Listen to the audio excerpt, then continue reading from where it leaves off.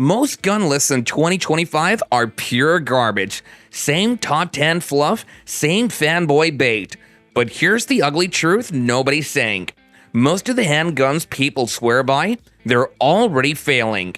Polymer perfection pistols choking in classes, budget wonders jamming before the first reload, and yet the internet keeps pretending they're reliable. I'm done with that. This list, it's not hype, it's not clickbait fluff, it's a call out, because in 2025, there are only a handful of handguns that actually deserve your trust. Everything else? Dead weight. I've been humbled by steel tanks that refuse to quit, embarrassed by cheap trash that ran better than $1,000 toys, and I've watched supposed duty pistols fall apart under pressure. These are the survivors, the only ones left that still earn respect when it's loud, dirty, and unforgiving.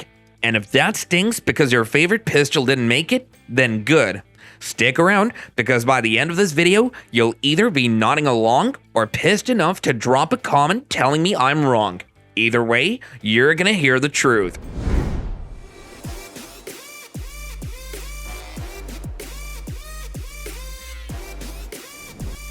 There's a certain kind of pistol that doesn't just challenge you, it bullies you.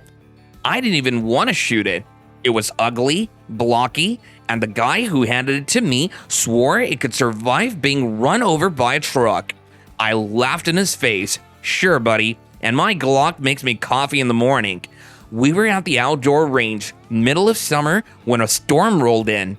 Wind kicking dust, rain starting to spit sideways. Everyone scrambled to pack up, but this guy, he just dropped his pistol right in the mud puddle and said, "Go ahead, pick it up and see if it still runs." My stomach dropped. I thought, great, now I'm gonna blow this thing up in my hand. I racked it, half expecting sludge to jam the slide.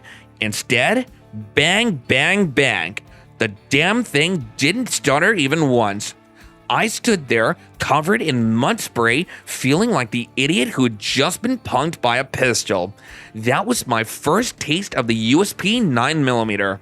It's not light, it's not pretty, and it doesn't care about your feelings. It's the gun that takes abuse you'd never risk with anything else, and then humiliates you by running like nothing ever happened. And here's the stink. You can mock it, you can call it a brick, but if you ever doubt it, this gun will make you pay in front of everyone watching. Some pistols get fame, others get hate. The Max 9? It gets ignored. You never see it topping sales charts, never hear it hyped in forums. It's the pistol everyone walks past like it's invisible. And that's the mistake. Because while everyone is busy arguing Glock versus SIG, the Max 9 is out here doing laps in the shadows. It's cheap enough to make people laugh until they realize it's running side by side with guns twice the price. I've watched shooters dump box after box through theirs, no cleaning, no care, and it still spits lead like it's got something to prove. Meanwhile, the top shelf options on the same table were getting babied after every drill. The truth is, the Max 9 isn't trying to win a beauty contest or a fan club. It's more like that scrappy kid nobody picked for the team until game day when he ran circles around everybody else. That's the Ruger Max 9. Not famous, not pretty, not even respected most of the time, but when the dust clears, it's still standing and making everyone wonder if they judged it way too soon. And stick around, because the next pistol on this list is the total opposite. Hyped, polished, worshipped. But wait till you hear why it doesn't actually deserve the crown everyone gave it. If we're closing this list with one word, it's this: duty. And that's exactly what the FN 509 Tactical was built for. This gun doesn't care about trends or slim carry profiles. It was made to fight, plain and simple. Threaded barrel, suppressor height sights, and an optic-ready plate system that actually works. This thing's ready right out of the box. I've run mine suppressed, unsuppressed, with different dots and lights. It doesn't skip a beat. The grip texture is aggressive, almost too aggressive for some, but in gloves, in heat, and under pressure, That's exactly what you want. Effin built this gun like they expected it to get dropped, dragged, and still keep going. And that's exactly what it does. I don't personally carry it as it's too big for that, but if I ever needed to grab one pistol and head into the unknown, this would be a strong candidate. There are more popular guns out there, but very few feel this overbuilt, this confident, and this reliable. I didn't expect to like the Walther PDP full size as much as I do now, but this thing is smooth. It's one of the only full-size striker-fired pistols that feels like it was actually designed around the shooter, not just the specs. The grip texture is phenomenal, deep cuts but not sharp, locks in your hand without tearing it up. And the trigger? Yep, the rumors are indeed true. Short take-up, crisp wall, clean reset. One of the best out-of-the-box striker triggers I've shot. I've run steel matches with it, burned through weekend classes, and it never once failed me. It's optics ready, comes with decent factory sights, and the slight serrations actually make sense, front and back, deep enough to grab even with gloves. If you've never shot a Walther before, this one will surprise you. It's not flashy and it's not hyped, but the PDP full size is one of those guns that makes you wonder why you didn't pick one up sooner. The Glock 17 Gen 5 is probably the most obvious gun on this list, and yes, I know that's boring, but it's here for a reason. Mine's got close to 6,000 rounds through it, 0 parts changed, and 0 issues. That's not really exciting, but it is trust. The grip texture is better now, the mag well is flared, and the trigger, well, it's still a Glock trigger, and that's part of the twist here. It's reliable as hell, but Glock still refuses to upgrade anything unless they're forced to. The sights? Still plastic. The ergonomics? Still blocky. But somehow, it still ends up in more holsters than anything else, because when it comes down to it, this gun just doesn't quit. I've run it in classes, dumped it in the mud, and even let it sit uncleaned for weeks. Still fired like nothing ever happened. You can hate Glock for playing it safe, but you can't ignore the fact that the Gen 5 G17 is one of the most proven pistols on the planet right now. The Hellcat Pro might be one of the most underrated guns people are actually carrying daily, and on the other hand, it's overrated on YouTube. I've run mine through the ringer. Hot weather, truck console storage, dropped on gravel, bounced in a bag, still runs clean. The 15+1 capacity in this size makes it an easy pick for people who want something slim but still full capable. I used to be a little skeptical of Springfield's polymer pistols, but this one changed that. The Pro version feels tighter, smoother, and more refined. The grip texture is right on the edge, aggressive enough to hold under sweat, but not cheese grater sharp. And that optic ready slide is actually milled right and not just an afterthought. Even with a dot on it, the gun stays balanced. What really sold me is how it behaves under pressure. Quick draw drills, reloads, awkward angles, no stutters. I know some folks prefer the Micro or Shield Plus, and to be fair, this one holds its own. If reliability is the goal, the Hellcat Pro delivers. I'm being honest here, guys. I've never actually shot the HK VP9 SK myself, so I don't even have a personal take on it.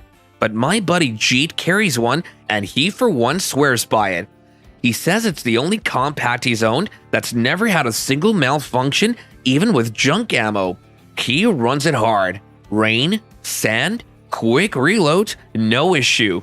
And coming from a guy who cycles through carry guns like sneakers, that says a lot. The trigger's what sold him on it. He told me it's smoother than any Glock he's tried and resets quicker than most factory SIGs. He also likes the grip options. HK gives you different back straps, so it actually fits his hand without needing a new holster every time.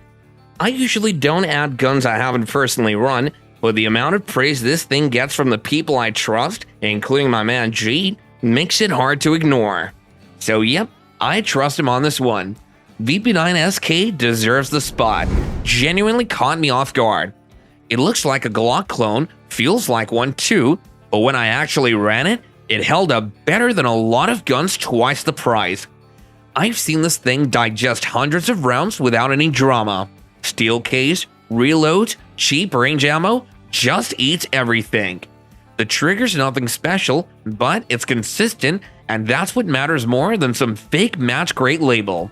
Slide is smooth, recoil is easy to manage, and it actually points well. I didn't have to fight the grip angle like I expected to. The real surprise is how few corners Stoker cut on this thing. The internals are clean, the finish holds up, and nothing feels rattly or slapped together. For a gun under $400, this is one of the few I'd actually trust to carry if I was on a budget. It's not a hype gun, but sometimes boring and reliable is exactly what earns a spot on this list. If there's one modern gun that impressed the hell out of me on the reliability front, it's the P365X Macro. I wasn't an early fan of the original P365 as it had issues and I didn't fully trust it. But this one, it's just on another level. I've run this thing in classes, dropped it in gravel, put it through weather, dry fired it into the ground, and it just doesn't care. 17 plus 1 rounds in a package that still carries like a compact, that's hard to beat. The micro grip gives you full control, the ported slide tames recoil, and that flat trigger breaks cleaner than some full-sized guns. I've had zero malfunctions with mine, even with cheap steel ammo. A lot of you in the comments last time said this is your go-to, and I get it. You're carrying more rounds than most Glocks in a gun that practically disappears under a t-shirt. For modern concealed carry reliability, this one earns its spot. If you're still here, you probably care about reliability like I do, so the next few might hit even closer to home. I wanted at least one revolver on this list, and if I had to bet on one never giving up on me, it's the Ruger GP100. This thing is a chunk of steel and confidence. 357 Magnum, full frame, and built like a crowbar with a trigger. I've seen people shoot these things for decades, thousands of rounds, and barely a mark on the internals. No springs flying out, no slide to jam, no magazine to worry about. Just 6 solid shots and a trigger that feels like a smooth double-action rifle. It's not light, it's not small, and it doesn't care. This is the gun you take when you want zero questions asked about reliability. I keep one loaded in my nightstand because if anything ever goes bump in the night, this is the one I know will go bang. And for what it's worth, I've had more people tell me they inherited a GP100 than almost any revolver. That's the kind of track record you can't fake. Now if you're thinking, yeah, but I need something smaller with more rounds, then don't worry, the next one's got you all covered. The Shield Plus might be one of the easiest guns to trust right now, especially if you're carrying every day. Honestly, it's my everyday go-to carry. I trust it blindly. I don't know if I have any blood connection with S&W, but this is no promotional video. Anyway, it doesn't try to be a trendsetter. It just fixes the right things from the older M&P Shield. More rounds, better trigger, and it actually feels good in the hand now. I've shot this gun more than I expected to. It's light, shoots flat for its size, and I've never had a malfunction in any of my sessions with it. I know a few guys who switched to this from their P365 or G43X, and they didn't regret it. The grip texture is perfect for carry, not too rough, not too slick, and S&W finally got the trigger where it should have been years ago. It's one of those guns that doesn't show off, but you start to notice how easy it is to run well. You're not going to see this one hyped much on social media, but that's just fine. People who carry it already know that it just works. Right after something old school like the Beretta, here comes the exact opposite, the Canik SFX Rival. I'm going to be straight with you. When I first shot this, I didn't expect much. Turkish gun, flashy looks, and honestly, the price almost made me not take it seriously. But honestly, don't take it personal. I've always been a fan of Masada, but man, Canik proved me wrong. The trigger is insane, like better than most pistols double its price. Short take-up, clean break, crisp reset. It's like a competition-grade pistol, which isn't best for regular carry, mind you. And more importantly for this list, it just runs. I put a few hundred rounds through mine, never cleaned it, didn't lube it properly, but still ran clean. Canucks won back-to-back championships in USPSA production optics with this thing, and those guys don't baby their gear. I've seen people shoot thousands of rounds through theirs without replacing a single part, and that has to mean something, right? I also know that it's big, which definitely not makes it fit to be a carry piece, but if you want a full-size pistol that feels premium and performs even better, don't sleep on the Canuck rival. Even if it looks like it came out of a video game, it earns a real spot on this list. Plenty of you in the comments last time called it rock solid, said it ran clean, held up daily, and experienced no problems at all, and I believe that. This one might surprise a few folks, but the Beretta 92FS absolutely belongs on a list like this. Yes, it's big, yes, the safety's in a weird spot, and sure, some folks think it's a relic, but when you've got tens of thousands of these still running strong in military arms rooms, police departments, home safes, that tells you something. I've run dusty ones, dry ones, old ones, and I still haven't seen one choke. It's soft shooting, accurate, and cycles like it was made in a lab. You pick one up, and it just feels like it's been through something. It's not tactical in the modular sense, it's not optics ready or modular, but it's built so heavy and it takes a serious beating without flinching. Funny thing is, the next gun on this list is basically the opposite. Light, modern, and flashy, but I will admit, that one impressed me too. So stick around. The Glock 43 gets called outdated by a lot of people now, but I'll be honest, I still trust this little thing right here more than half the new micros out there. It's dead simple, single stack, no frills, nothing fancy, but that's the point. The fewer moving parts, the less that can go wrong. And for a deep carry gun, I'll take boring reliability over flashy features every single time. I've carried this thing when I needed something small and forgettable. Hot weather, quick errands, that kind of stuff. And every time I've trained with it, it just runs. Does it shoot like a P365 or a Hellcat Pro? Nope. It's actually snappier. You've got fewer rounds, sure, but the 43 has a weird kind of trust factor. I know exactly how it shoots, how it carries, and how it behaves. Even after all these years, it still holds its ground because it was built to be simple and solid from the start. If you just need something that works, disappears inside the waistband, and doesn't argue with you, the G43 still earns its place on this list. If you've ever shot a CZP-10C, you're missing out on one of the best striker-fired pistols that isn't named Glock or SIG. I picked mine up for the first time a few years ago just out of curiosity, and it quickly became one of the few guns I never had to second guess. It runs smooth, as in shockingly smooth, like butter. The recoil is soft, the slide cycles flat, and it comes back on target like it knows what it's doing. The trigger's crisp, resets flat, and honestly, I take it over the stock Glock 19 trigger all day. I've put garbage ammo through it, carried it on long range days, even shot it in the rain. It just keeps going. Never jammed on me once. And one of my buddies actually switched from Glock to this as his carry gun.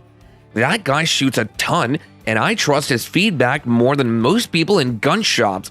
Is it perfect? No, not really. The aftermarket's not as big, and the mags can be pricey, but performance-wise, it earns a spot on the list. Every single time I shoot it, I leave impressed. CZ got it right with this one. If you're still clutching a pistol that didn't make this list, ask yourself one thing.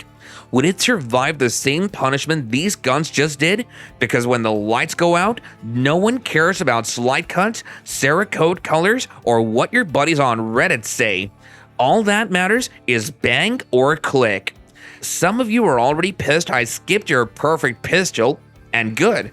Prove me wrong in the comments. But if you're honest, deep down, you know most of today's favorites wouldn't last a week in the dirt with these beasts. I'm Steve. I'll keep running guns that work and calling out the ones that don't. Stay sharp, stay stubborn, And remember, reliability isn't a feature, it's survival.